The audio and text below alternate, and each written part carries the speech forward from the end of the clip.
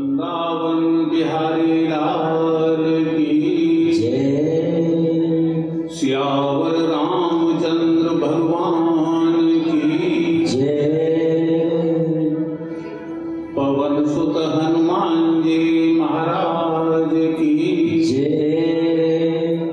ओम नमः पार्वती पतये हर हर महादेव। कंस ने तृणाव्रत को भेजा है, एक और राक्षस भेज दिया। सूचना वहां मिल जाती है कि वो तो मर गया, पूतना मर गई, शक्टासुर मर गया। अब तृणाव्रत को भेजा है। तृणाव्रत है काम का, और ये भगूड़े के रूप में आए। तो तेज हवा जब चारों तरफ से चलने लगती है तो उसे साइक्लोन कहते हैं। भगूड़ा ऐसे घूमती हुई हवा जो आती है, तो काम जो है वो भगूड़े के समान है। यहाँ काम जब आता है तो बहुत तेजी से काम होता है, फिर उस काम को रोक पाना अत्यंत कठिन होता है। मैंने कल आपको शायद बताया था, पाराशर ऋषि ने सूर्य को तो ढक दिया अपने मनोबल से, अपने योग के बल से, लेकिन काम को नहीं रोक पाए। काम को नहीं रोक पाए। केवल कन्या से उनके व्यास की पैदा हुई। और विश्वामित्र जी 60,000 वर्ष तप करने के बाद भी मेनका के ऐसे चंगुल में फंसे कि उन्होंने पूरी तपस्या का शकुंतला पैदा हुई। भगूड़े की तरह आता है, इसको रोक पाना अत्यंत कठिन है। देखो एक छोटी सी बात मैं आपको बताऊं, सूर्पणखा की नाक कटी, और भगवान तो बार बार कह रहे हैं कि तुम लक्ष्मण से विवाह कर लो, और लक्ष्मण कह देते हैं कि तुम मुझसे विवाह करके तो दासी बन जाओगी। भाई मुझसे विवाह करोगे तो दासी बन जाओगी, तुम्हें दासी बन के रहना पड़ेगा, और राजा महाराजा को ये नहीं करोगे। इसमें एक सूत्र है, कुछ लोग विवाहित होते हुए भी कुंवारे हैं, और कुछ लोग कुंवारे होते हुए भी कुंवारे नहीं हैं।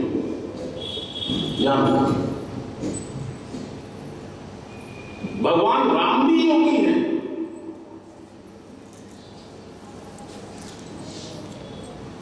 स्त्री पतिव्रत धर्म करने वाली स्त्री श्रेष्ठ है, और पुरुष भी जो एक पत्नी व्रतधारी है उसे ब्रह्मचारी कहा जाता है शास्त्रों में।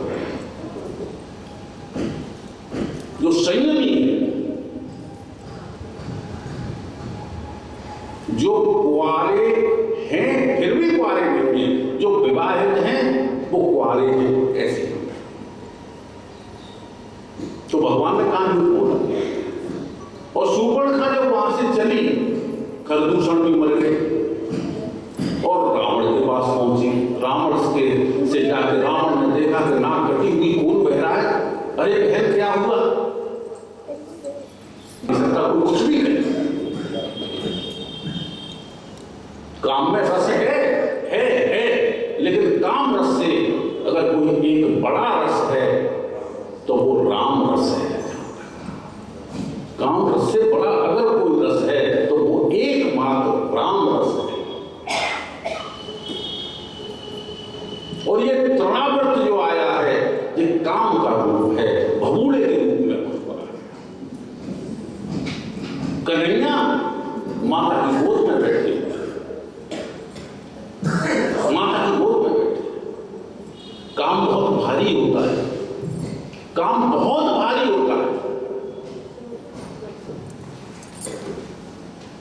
और माता की गोद में बैठे बैठे ऐसा लगा मां को कि जैसे ये बहुत भारी होता जाता है, बहुत भारी होता है। मेरे पैरों में दर्द होने लगा, मां के पैरों में। लाला वजन बढ़ाता जा रहा है इतना, तभी तो उसमें नहीं उड़ेगा। भारी बनना पड़ता है, जब काम आए तो भारी बन जाओ। श्रीधर स्वामी जी कहा करते थे कि जब भी काम सताए तो भारी बन जाना, अपने मन से, अपने सोच से, अपने विचारों से भारी बन जाना, काम आपका कुछ नहीं बिगाड़ सकता। श्रीधर स्वामी जी कहते हैं। और भगवान भारी होते चले गए, माँ के पैरों में दर्द होने लगा। अरे अरे ये लाला क्या हुआ, लाला तुझे क्या हुआ? और माँ के पैर दब गए पूरी तरह, और माँ ने उसे धीरे से नीचे जमीन में लुढ़का तना बताया और लाला को लेकर के आकाश में उड़ गए। उड़ता जा रहा, उड़ता जा रहा। लाला कह रहा है कि देखो, पहले मौसी आई, मामा ने भेजी गुड़िया, पश्चिम में गुड़िया भेजी, वो टूट टाट गई गुड़िया। फिर गाड़ी भेजी, सट्टा सुनाया गाड़ी पे। ये तो बेचते हैं मामा पश्चिम, और क्या बेचते हैं लाला के लिए? खिलौने आते हैं। और वो गाड़ी भी टूट टाट गई। अब हेलीकॉप्टर भेजा है मामा ने, और वो उड़ाए ले जा रहा है तड़ावर, और लाला उसमें बैठा है। देखो अब हेलीकॉप्टर की यात्रा हो गई है। अब तड़ावर सीधा चला मथुरा की ओर। लाला ने देखा कि हेलीकॉप्टर मुझे गलत जगह पे ले जा रहा है, मुझे तो मथुरा की ओर ले जा रहा है मुझे। बस लाला ने एक मुक्का मारा जोर से, और तड़ावर राम से जय श्री राम तृणावर का। अब आगे जो कथा आएगी, नामकरण संस्कार की आएगी। बोलिए सच्चिदानंद भगवान की जय। कि सच्चे संत हैं कि नहीं, तो दोनों ने गोद बदल ली बालकों की। रोहिणी का लाला यशोदा की गोद में, और यशोदा का लाला रोहिणी की गोद में। बाबा की परीक्षा करने का बड़ा चाव होता है, बड़ा शौक होता है संतों की परीक्षा करने का। एक बड़े श्रेष्ठ संत जो इस गांव में रहते थे, और वो जो बात कहते थे वो सच निकलती थी। लेकिन एक दो लोग जो उनसे द्वेष करते थे, जलन करते थे, तो उन्होंने कहा कि इनकी संत की हम परीक्षा करके देखें, हम भी इसकी परीक्षा करें कि ये कितना जानते हैं या लोगों को धोखा दे रहे हैं।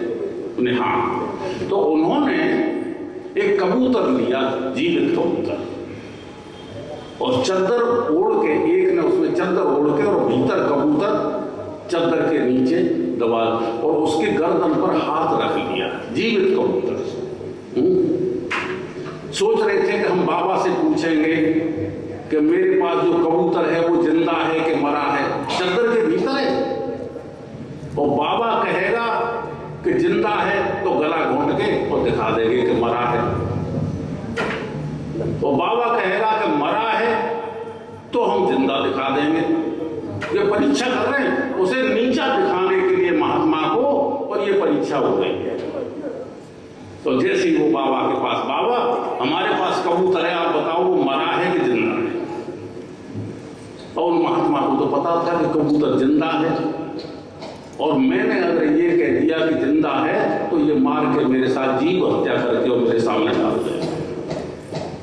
मुझे असत्य ही बोलना चाहिए। एक प्राणी का जीवन बचाने के लिए मैं असत्य बोल रहा हूं, कोई बुराई नहीं। और महात्मा ने कह दिया कि तुम्हारे पास मरा हुआ कबूतर, तो भीतर से जिंदा लेके छोड़ दिया, कबूतर उड़ गया कि जाओ बेटा, बस यही चाह रहा था, एक जीव की जान बचाना चाहिए। बड़ी ऐसी वो स्त्रियों का थोड़ा स्वभाव होता है कि चलो परीक्षा कर लें, और दोनों बच्चों को लेकर के वहां देख करके आपस में दोनों काना फूसी कर रही है। देखो कितना बूढ़ा बाबा है कि यही मर आ गया तो और परेशानी होगी, जाने कहाँ से ले आते हैं हमारे नंद बाबा ऐसे बड़े बूढ़ों को, हैं? बस इस तरह से आपस में काना फूसी कर रही है, कहीं लुढ़क नहीं जाए, मर न जाए। दोनों ने गोद बदल ली। तो गर्गाचार्य जी ने जैसे ही रोहिणी की गोद में बैठे हुए बालक पर दृष्टि डाली गर्गाचार्य जी ने, कि उनकी समाधि लग गई। वो सोचने लगे कि यही तो है धर्म, जो निर्विकार है, निर्विशेष है, निर्गुण है, वो परम ब्रह्म परमात्मा ये बैठा है सामने, मेरा परमात्मा सामने बैठा है। गर्गाचार्य जी ने मन में सोचा और उनको देखते ही उनकी समाधि लग गई, स्थिर हो गए, त्राटक समाधि लग गई। त्राटक समाधि माने जो श्वास बंद हो जाए और नेत्र खुले रह जाए, श्वास बंद। जैसी समाधि लगी और मैया चिंता करते को हम कह रहे कि बाबा जी मरमरा नहीं जाए, गए काम से। अब दोनों मैयाओं ने बाबा को हिलाया तब बाबा की आंख खुली तो बाबा जैसे ही बताने को हुए, सोई कन्हैया ने धीरे से इशारा कर दिया, बाबा मेरी असलियत मत बता देना इनको, मेरी बड़ी दुर्गति हो जाएगी अगर इनको असलियत पता चलेगा। बाबा गर्गाचार्य जी बोले क्या, कैसे दुर्गति कैसे हो जाएगी कि बाबा अगर मैं बालक बना रहूंगा इनकी गोद में तो खूब मालटाल खाने को मिलेगा, और अगर इन्हें पता चले गया कि मैं भगवान हूं तो मुझे एक अलमारी में रख के 2 चनोरी चढ़ा देंगे और अगरबत्ती घुमाएंगे जी, फिर मेरी बड़ी बेकदरी होगी, जैसी भगवान की होती है जगह जगह, घर घर में जैसे भगवान की बेकदरी हो रही है ऐसे मेरी बेकदरी होगी। कैसे बेकदरी हो रही है भगवान की? देखो आप भोग लगाते हो ना ठाकुर जी को, थाली यूं की और यूं खींची, आपका छोटा बालक 1 घंटे में टीवी देख देख के खाना और मोबाइल देख देख के खाता है, 1 घंटा लगा लेगा खाने में, बेटा खा ले, और भगवान के सामने थाली लगाओगे और फिर खींचने की पड़े, खींचो जल्दी कहीं सचमुच खा न जाए। भगवान कैसे? नीलाम बोध श्यामल कोमल, नीला रंग है, जानते हैं ना नीला रंग, लेकिन ऐसा कहते हैं कि नीला रंग कोई होता ही नहीं, नीला रंग होता ही नहीं, भगवान का रंग नीला क्यों है?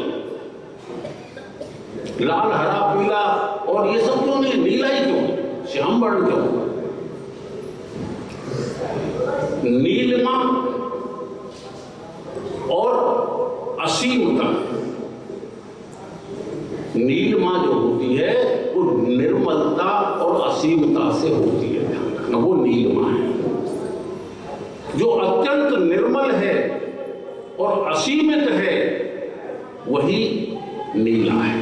आकाश को आप देखते हैं, आकाश नीला नहीं है, ध्यान रखना, लेकिन आकाश निर्मल है और असीम है, इसलिए वो नीला दिखाई देता है। समुद्र, आप समुद्र को नीला देखते हैं, आप नक्शे में समुद्र को नीला बनाते हैं, समुद्र नीला नहीं है, उसका जल आप लोटे में ले आएंगे नीला दिखाई देगा ही नहीं, आप नहीं देगा दिखाई, लेकिन वो असीम है और निर्मल है, इसलिए उसमें नीलिमा दिखाई देती है। इसी तरह परमात्मा निर्मल है और असीम है, इसीलिए उनको नीलाम बुध श्यामल कोमलांगम कहा जाता है। सामान्य पुरुषों की तरह नीलाम बुध श्यामल कोमलांगम, ये द्वापर में आया है, इसका श्याम वर्ण है, इसलिए इसका नाम कृष्ण। और इस तरह गर्गाचार्य जी ने नामकरण संस्कार किया और मैया ने खूब धन दिया। गर्गाचार्य जी कहते हैं कि सबसे बड़ा धन तो राम नाम धन है मैया, इससे बड़ा धन तो राम के नाम का धन है। खूब दान किया, नंद बाबा ने 2 लाख गायें दान की हैं, 2 लाख गायें, और उनके भी सींग सोने से मढ़वाकर, खुरों में सोना लगाकर ये दान किया है। कुबेर जी को आश्चर्य हो रहा है, कुबेर को, और कुबेर नारद जी से पूछते हैं कि महाराज इस नंद बाबा पे इतना धन कहां से आ गया, कहां से आया इतना धन? 2 लाख गायें दान हो गई, इतना धन कहां से आया? तो नारद जी महाराज कहते हैं कि ये जो गौ दान किया इन्होंने, ये उसी का प्रतिफल है। गौ सेवा और गौदान का ये प्रतिफल है। जिसने गौ सेवा की है उसके पास धन का भंडार है। ध्यान रखना। एक विशेष बात और बता दूं, अगर आपने सुनी हो या न सुनी हो, किसी महात्मा ने बताया हो आपको, महाभारत में ये लिखा हुआ है कि जो पुलस्त ऋषि थे उनकी पत्नी का नाम गौ है और उनके पुत्र कुबेर। ऐसा लिखा है महाभारत में। वाल्मीकि रामायण में ये नहीं, उसमें अलग तरह से। गौ के पुत्र हैं कुबेर। तो गौ सेवा से धन धान तो हो गई। जिसका पुत्र ही कुबेर है, धन का स्वामी है, तो जो गौ सेवा करेगा उसके पास तो धन होगा ही। जिसने गौ सेवा की उसके पास धन की कभी कमी नहीं है। कल भी कह रहा था, आज फिर कह रहा हूं, गौ सेवा अवश्य करना जीवन। और गौ सेवा केवल तिलक करने से नहीं होगी कि आप उनके तिलक कर दें और पैर छू लें। गौ सेवा होती है, गौ पूजा होती है उनको खिलाने से। उनको खिलाने की व्यवस्था करें। गौ सेवा सर्वोपरि। गौ सेवा से ही हमें ज्ञान और बुद्धि की प्राप्ति होती है। भारतवर्ष में जो ज्ञान है आध्यात्म में, ये गौ सेवा पर ही निर्भर है। गौ सेवा के कारण कल मैं कह रहा था कि विदेशी शक्तियां इन गौ वंश को समाप्त करना चाहती है, जिससे भारत में मूर्ख पैदा हो। विवाह के समय और मृत्यु से पूर्व 3 बार गौदान का विधान है शास्त्रों में। पानी बाढ़े नाम में, घर में बाढ़े दाम, 2 हाथ उलीचिए, यही सज्जन हो। पानी बढ़ जाए उसको रोकना मत, धन को, और कीचड़ हो जाएगी तालाब की तरह। चलता रहना चाहिए नदी की तरह। नदी की तरह जैसे नदी प्रवाहित इकट्ठा हो जाएगा तो निश्चित रूप से वो दूषित हो जाएगा। जैसे तालाब का पानी गंदा हो जाता है, ऐसे ही वो धन गंदा हो जाता है। धन पवित्र कर दान। धन जो है वो दान से पवित्र होता है। लक्ष्यम विहाय दानव्यम, लाख कामों को छोड़कर दान करो और कोटि त्यक्त्वाम हरि भजेत, करोड़ों कामों को छोड़ करके भगवान का भजन करना चाहिए। और देखो भैया लाला को स्वयं भोजन कराती हैं अपने हाथ से। आप ठाकुर जी को, हमने बहुत से बड़े बड़े घरों में रईसों के यहाँ देखा है कि मंदिर तो है घर में, बड़े बड़े आलिशान घर हैं उनके, लेकिन स्वयं पूजा नहीं करते। पंडित जी आके पूजा करते हैं, स्वयं नहीं करते। ये ठीक नहीं। स्वयं पूजा करिए। आपके यहाँ आपके गुरु आए, संत आए, कोई श्रेष्ठ ब्राह्मण आपके यहाँ आए, तो आप अपने हाथ से उनकी सेवा करिए। नौकरों से सेवा मत कराइए।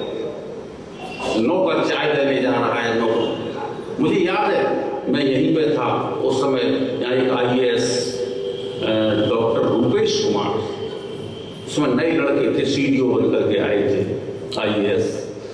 वो मुझे 15 दिन में एक बार बुला के भोजन कराते थे। और उनकी पत्नी एम्स में डॉक्टर, दोनों जो है अपने हाथ से भोजन कराते थे और मेरे लिए अपने हाथ से उनकी पत्नी भोजन बनाते थे। कहाँ बना? डॉक्टर मुकेश कुमार यादव थे, हरियाणा। तो कितने ही बड़े बन जाओ, लेकिन संतों को, गुरुओं को और ब्राह्मणों को अपने हाथ से भोजन करना। नौकर के हाथ से न बनवाना और न नौकर के हाथ से परसना कि नौकर को भेज दिया चाय लेके, पानी लेके, ना। उनकी सेवा आपको स्वयं करनी चाहिए। ऐसे ही भगवान की सेवा स्वयं। देखो नंद रानी के यहाँ कोई कमी नहीं है, नंद बाबा के यहाँ कोई कमी नहीं है। हजारों नौकर काम करते हैं, लेकिन भगवान की सेवा मैया यशोदा स्वयं करती हैं। अपने हाथ से भोजन बनाती हैं और अपने हाथ से भोजन करती हैं और स्वयं दुग्ध पान कराती हैं। आजकल परंपरा बदल गई है। आजकल महिलाओं को दुग्ध पान कराने में बड़ा संकोच लगता है अपने बच्चों को, बल्कि ये कहते हैं कि फिगर खराब हो जाएगा। अपने बच्चों को दूध नहीं पिलाती है माता। पाउडर वाला दूध आता है, बोतल में भरा घोला, ये स्थिति चल रही है। ध्यान रखना, आज जिसके बच्चे के हाथ में बोतल होगी, बड़ा होकर भी वो बोतल ही हाथ में रखेगा, तब भी वो बोतल पिएगा। अगर अब बोतल पी तब भी बोतल पिएगा। पहले गांव में कहते थे, जब लड़ाई होती थी तो तेने मां का दूध पिया है तो आजा सामने। तो कहता हमने मां का काम तो बोतल का दूध पिया है, भाई हम तो नहीं आ सकते तुम्हारे सामने। बोतल का दूध पी के हम कैसे सामने आ सकते हैं? कितने अप टू डेट बने फिर रहे, सूट पहने, 5,000 का सूट है, कोई 2 थप्पड़ मारे और सूट को छीन ले और खड़े क्यों है? क्योंकि बोतल का दूध पिया है। हम क्या कर सकते? हम कुछ नहीं कर सकते। वास्तविक जो शक्ति है और संस्कार हैं वो मां के दूध से ही आते हैं। ध्यान रखना, बालकों में जो संस्कार आते हैं वो मां के दूध से ही आते हैं, इस बात का ध्यान रखना। और भगवान खाते हैं, देखो इसके प्रमाण हैं। आप भले ही कहें कि हम अपनी थाली आगे बढ़ा देते हैं और भगवान नहीं खाते, भगवान तो खाते हैं। क्या खाते हैं उसमें से? आप वजन तोड़ लेना, जब रखो तब तोड़ लेना और उठाओ तब तोड़ लेना। अगर आपने भाव से रखा है, आपके हृदय में अत्यंत प्रेम है, तो उसमें कमी आ जाएगी। आपका जो प्रेम है उसको भगवान ग्रहण कर लेंगे उसमें से। आपने भगवान को भोग लगाने में जो प्रेम दिखाया है, उस प्रेम को भगवान उसमें से ले लेंगे, निश्चित रूप से कम। और देखो, सबरी के यहाँ खाया भगवान ने, विदुर जी के यहाँ खाया, हम कहते हैं भगवान तो खाते नहीं। अच्युतम केशवम कृष्ण दामोदरम,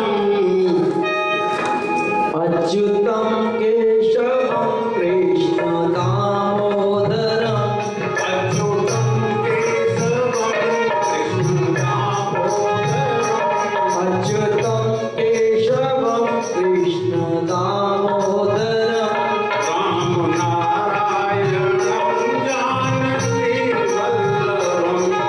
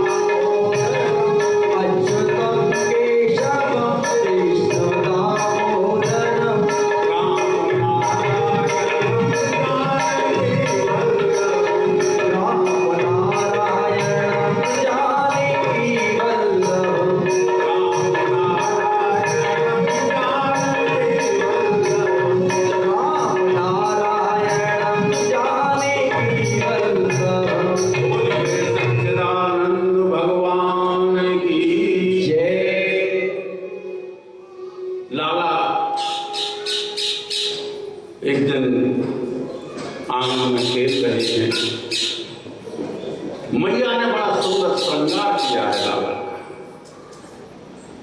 और अब मैया कह रही है कि लाला थोड़ा नाच दिखा दे हमको।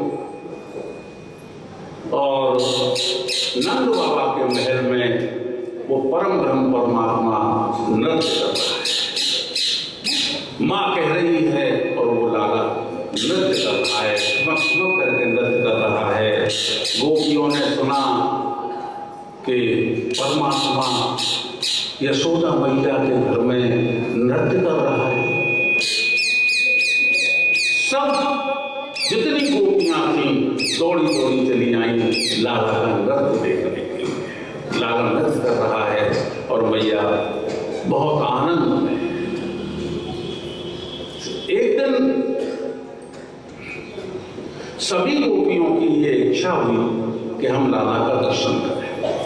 देखो, ये जो गोपियां हैं ये कोई सामान्य स्त्रियां नहीं, ये जन्म जन्मांतर से परमात्मा का चिंतन और भजन करती हुई आई हैं द्वापुर में गोपियां बन करके।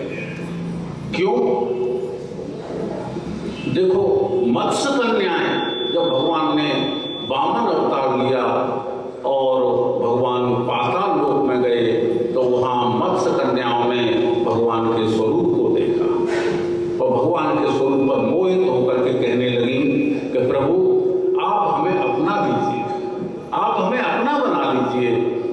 वामन भगवान ने कहा कि मैं द्वापुर में तुम्हें अपनाऊंगा, तुम द्वापुर में गोपियां बन करके आ जाना।